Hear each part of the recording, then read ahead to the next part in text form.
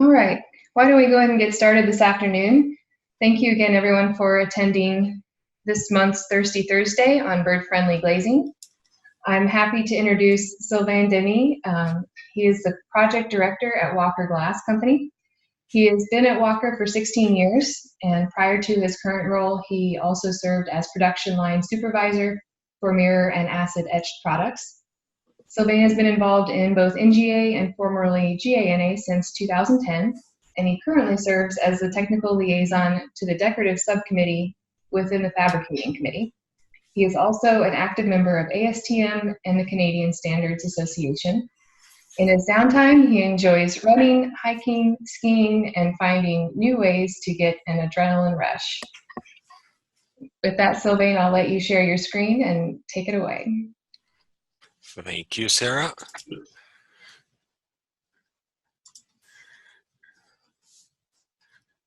So, hope you can all see the screen now. Yes. So thank you all for joining us today for this Thirsty Thursday on the latest Canadian bird-friendly standard. Try to make it as painless as possible. Agenda for today. So the goals of the meeting today, the background on CSA, the CSA bird-friendly standard in detail, and a little bit about North American bird-friendly regulation. So first of all, CSA, their goal of developing the bird-friendly building standard, the CSA approach in creating the standard and implication for the Canadian and US market, CSA A460 2019 in detail, and as I said, the standard adopted by cities and municipalities across North America up to date. So what is CSA? So as it's written there, CSA is a global organization dedicated to safety, social good, and sustainability, and leader in safety and environment certification around the world, including Canada, the US, Europe, and Asia. Our mandate is to hold the future to a higher standard. So it's pretty much the same raison d'être, the same thinking of ASTM. So there's two organizations within CSA group. There's one which is standard and development, and another one which is testing, inspection, and certification. About the same thing as ASTM. The ASTM has the standard and then product standard. CSA has the standard development, which we did for the bird friendly, and they have testing, inspection, and certification.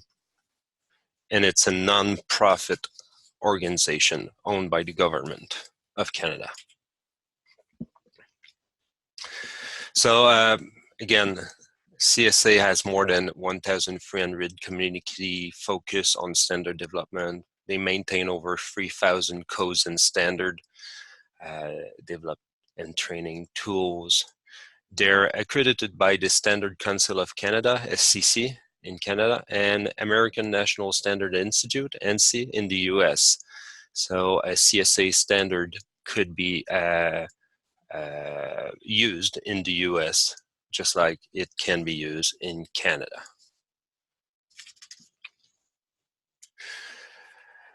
So the process for CSA, basically, again, same thinking as ASTM. It's a consensus-based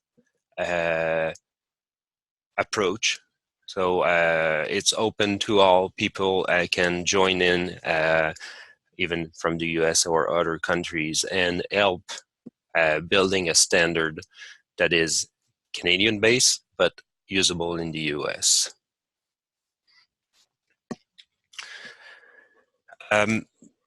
Basically, what you have here on the screen is the minutes of a meeting we attended for that CSA bird-friendly design.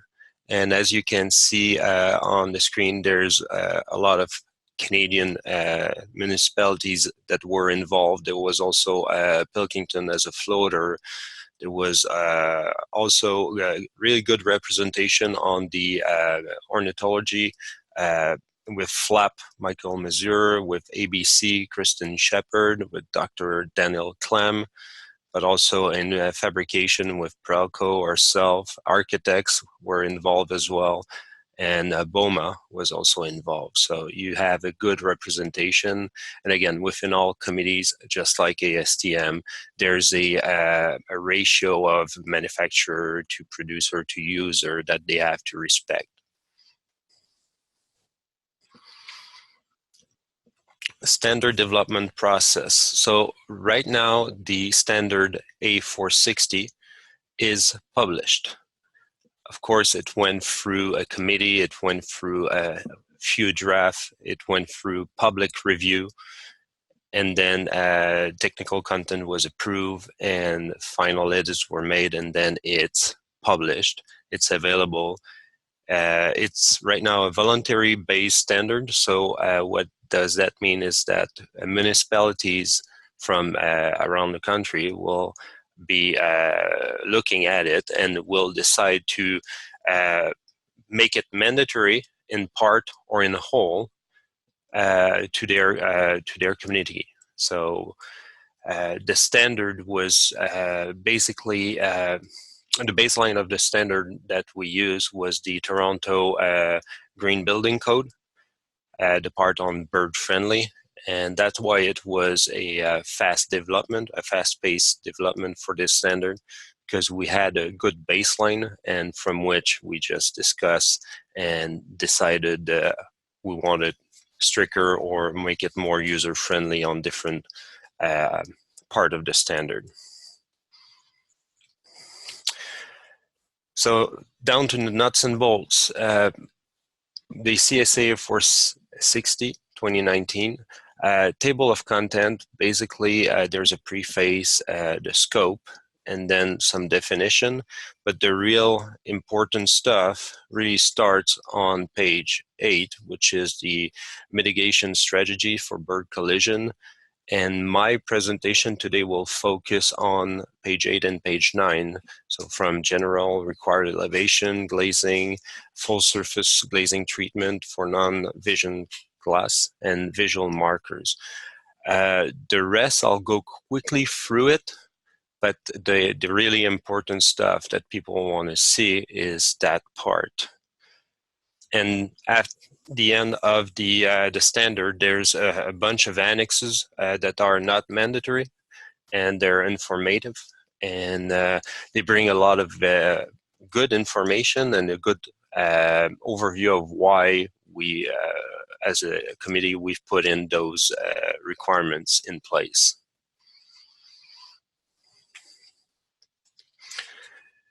So, the preface. So the CSA A460 covers bird-friendly building design in both new construction and existing buildings. Again, a municipality may decide to only apply the A460 to new building over 10 feet, over 30 feet, or just government buildings. But again, it is applicable to all building, both new and existing.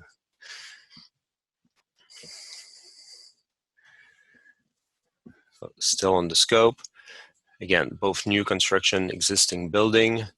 The standard provide bird-friendly design requirement for glazing, building integrated structure, and overall building and site design. The main focus today will be on the glazing requirements. Exclusion, it only talks about the basically to avoid bird strikes. It doesn't take consideration into energy efficiency, building equipment comfort, and glazing safety. It's really focusing on bird strike, trying to reduce it as much as possible. And a big item here is certification procedure are not part of the standard. So the standard is really about requirements of glazing and not about certification. Neither it is about monitoring bird strikes, number of deaths of birds, and so on. So it's really about requirements. So required elevation treatment. bird collision mitigation strategies shall be present to a height of 16 meters from grade or to the height of the adjacent mature tree canopy, whichever is greater. So 16 meter is the number to remember.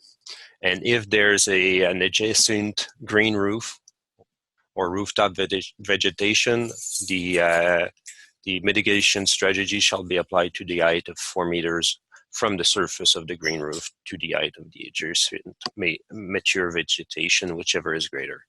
So if you have a standard building that doesn't have a green roof, 16 meters. If you have a building that has a section that has a green roof, then it's 16 meters from the bottom and 4 meters from the top of the green roof, whichever is greater.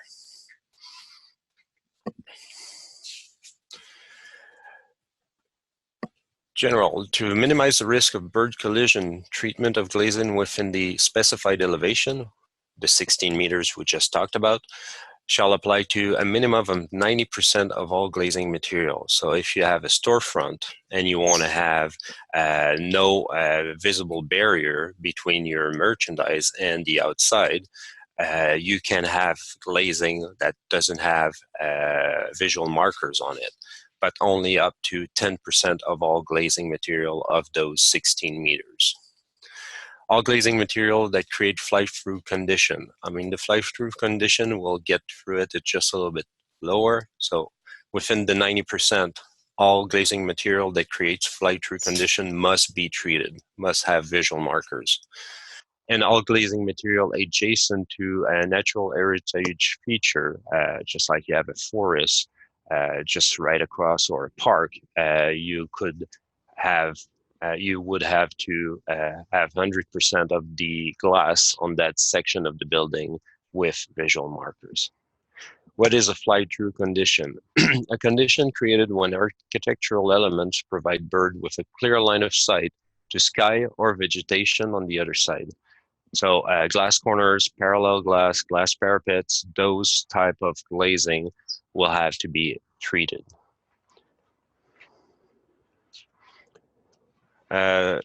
Full surface glazing treatment for non-vision glazing. Basically, if you have spandrel, if you have privacy glazing, just like on the first floor for a swimming pool, if you want to have visual markers, you can put visual markers.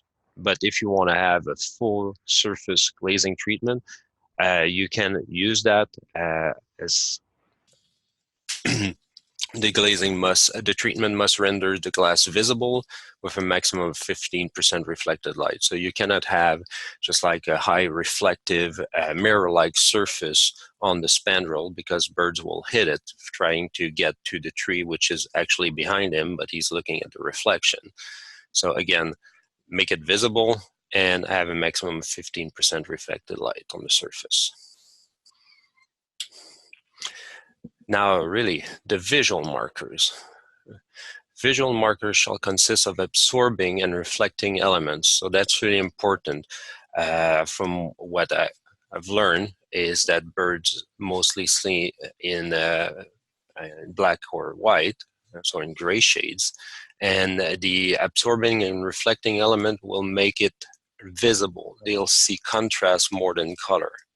So again, visual markers shall consist of absorbing and reflecting element that creates a visual barrier that can be seen by birds. Visual markers may consist of, but are not limited to, the following. So we have the acid etch visual marker, UV markers, because again, birds are known to see UV better than human. There's a big debate on that, but the consensus is still that bird can see UV better than us. Fritted glass, so if you have frit, it works, film, and some non-film adhesive markers. So those are just a non-exhaustive list of visual markers you can use. Size. So if you have a circle as a dot pattern, let's call it, 4 millimeter in diameter is the minimum, which is a little bit smaller than 1/4 of an inch. And if you have a linear element, so thin lines or a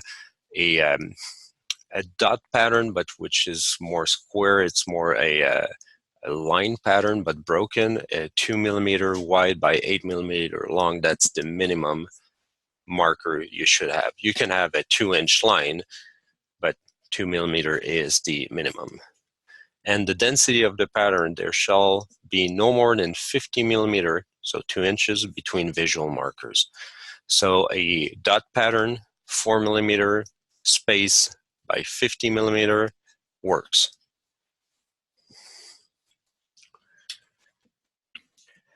Now, contrast. Visual marker, I was saying that we need to be to have contrast in between the reflecting and absorbing elements. So visual markers shall be in high contrast to the glazing material on which they are present. If you have a black glass and you're applying a black dot pattern, it is not visible. It is not high contrast. Glass surface. Visual markers shall be on the first exterior surface of the glazing. Again, this is the standard. We discussed it at length and decided to make it first surface because it is more visible to birds. Again, municipality may decide, okay, we'll start slow. We'll accept first and second surface for 2 years, and then we'll do first surface next year around. So that, again, is for the municipality to decide how and what they want to do with it, but the standard is built for 50 by 50, the 50 millimeter rule in between markers, 4 millimeter dots being the minimum, high contrast, and exterior surface. So that is really the nuts and bolts, really the important part of the standard. The rest of it, the fly-through condition, they go at length explaining what is glass corner, parallel glass, balcony rating. There's also a section about emerging glazing technologies. So if there's something new in the market, what to do about it.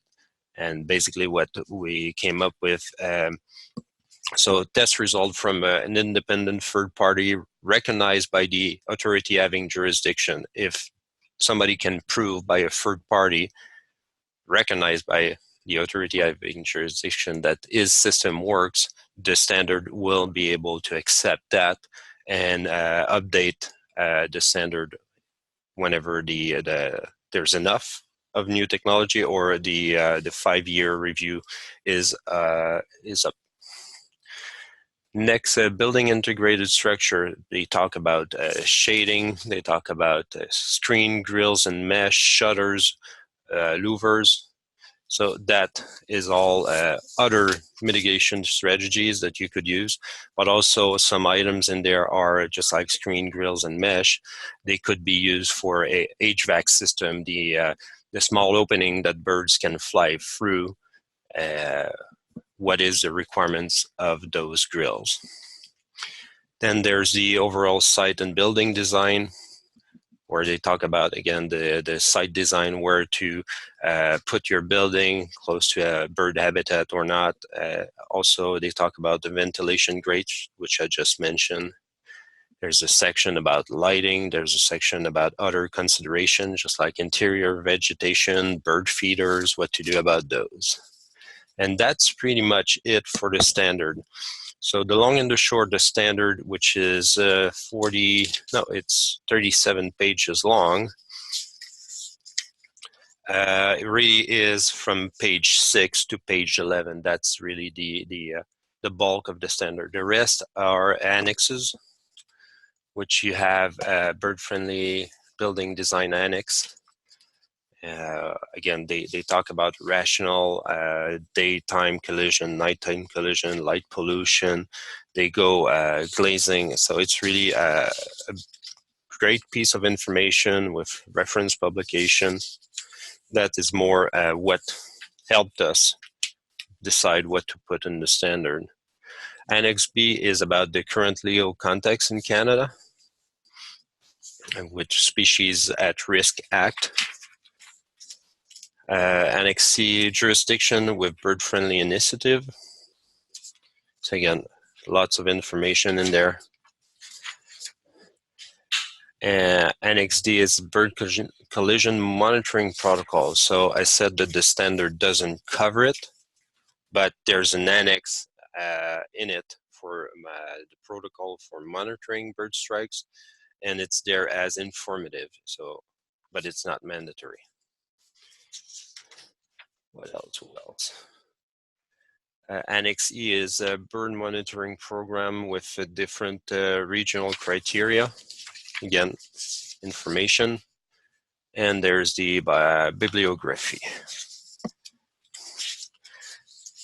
So on this slide now, you see kind of a wrap up of all the different state and what they have in place as far as bird-friendly guidelines.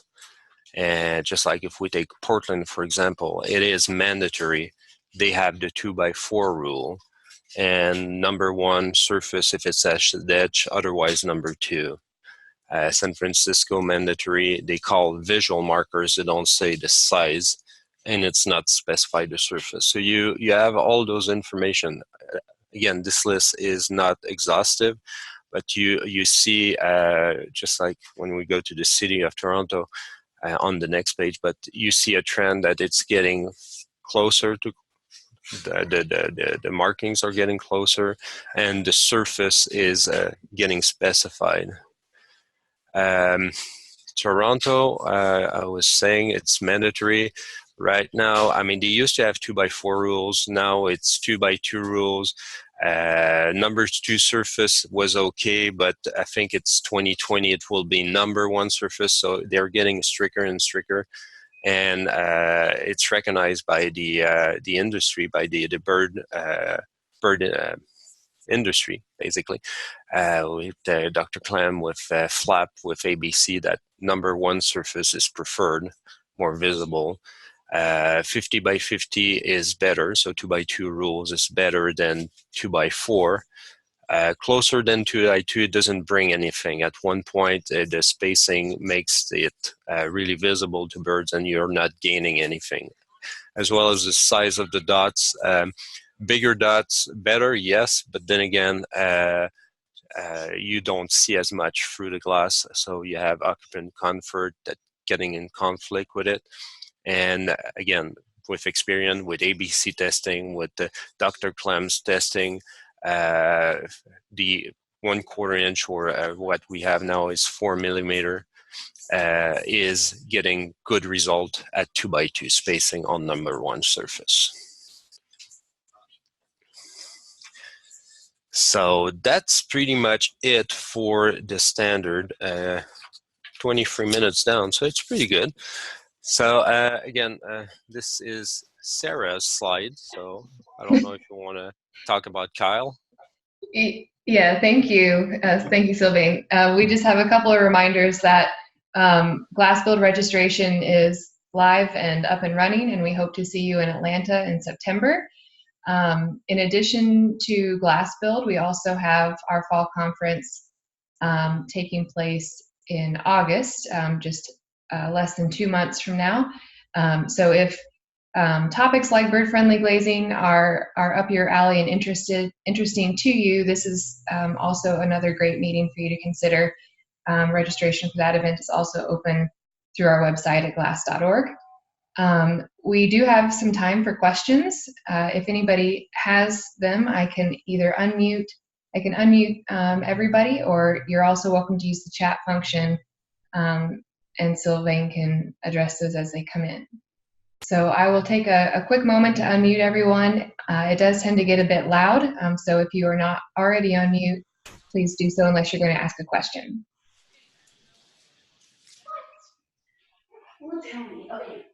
Are there any questions? One came in, I didn't see any limits on glass area. Again, this is glass, and so there's no window to wall ratio in it. It's not about energy, it's not about visual comfort of the occupants. It's only if you have glazing, you need to treat it at 90% for the first 16 meters, if I make it really simple. If your municipality say you have a window to wall ratio of maximum 40%, you have to build your building at 40% maximum window to wall ratio and then apply 90% of the surface of that glazing for the first 16 meters, have some visual markers on it. So again, it's not getting outside its scope. The scope is only about bird strike. It's not about energy and efficiency. So I hope I did answer this one. Okay, thank you. Let's see, are there any additional questions? Just due to the background noise, please use the chat function. All right, is there a testing facility that does this research with the birds so we have more scientific evidence of collisions? There's a couple, I mean, I've named a few. I mean, FLAP is really involved, and there's ABC, which is American Bird Conservancy, which have the tunnel test. So most of the people in the glass business that do bird friendly have some of their product, if not all of their product, tested with ABC. Again, there's a ABC tunnel test is not perfect. Neither is Dr. Clem's testing, which is more an in-field experiment with actual bird strikes, which is kind of bad for the industry. I mean, he's trying to protect birds, but to prove that one glass is better than the other one, he has basically to have some strikes in his glass. But yes, those are the kind of testing that exist. None of them are perfect, and nobody can speak to a bird to ask him if he saw the glass or not. So that's kind of a doozy. Okay, thank you. Another question, is there more definition to high contrast markers? There's a definition in the document on contrast. Let me just go get it. Let's see. Contrast. I mean, there's something on contrast, the state in which a visual marker is rendered visible under various daylight conditions. So again, this may be leading to interpretation, but high contrast, I mean, that's the way it's been worded, and it needs to be visible. What is high contrast? It's not really specified in there. It's not saying that you should be able to see it with a 20/20 vision at 5 meters. No, it doesn't say that. Okay. Two more questions. The first one, is LEED V4 referenced in this new standard? Let's check the bibliography. I know we've talked about it.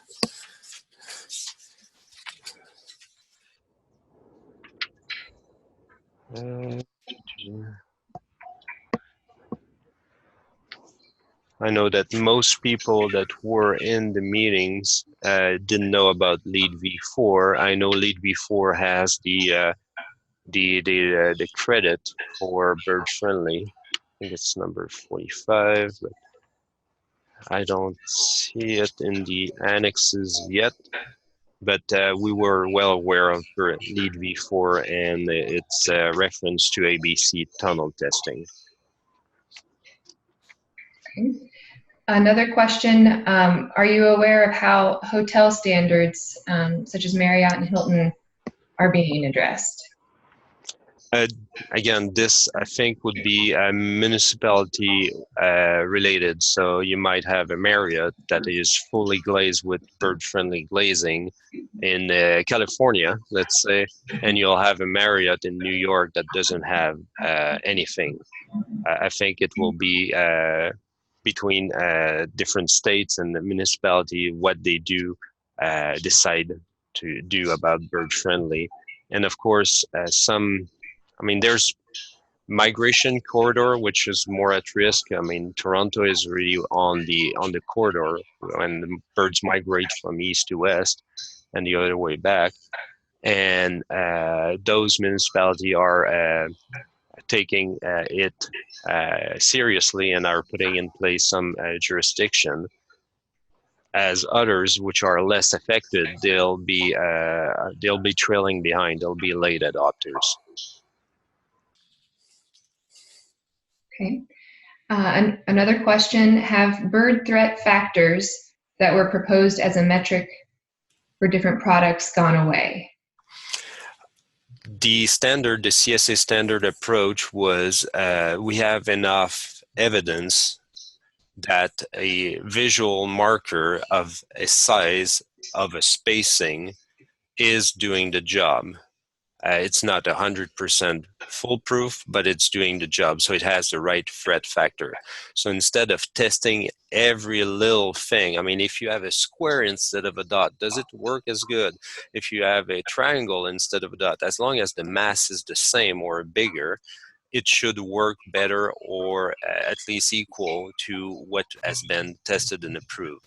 So the standard went on the focus of having something which is far more simpler than testing every single color on every type of glass, because remember, it's the assembly that counts and not only the outside glazing. So in short, if you want to be sure that your test is good with ABC tunnel testing, you have to have an IGU of the exact same, a markup of the actual IGU that will be installed on the building, with the coating on number 2, with the energy efficient coating maybe on number 3, with a triple glaze.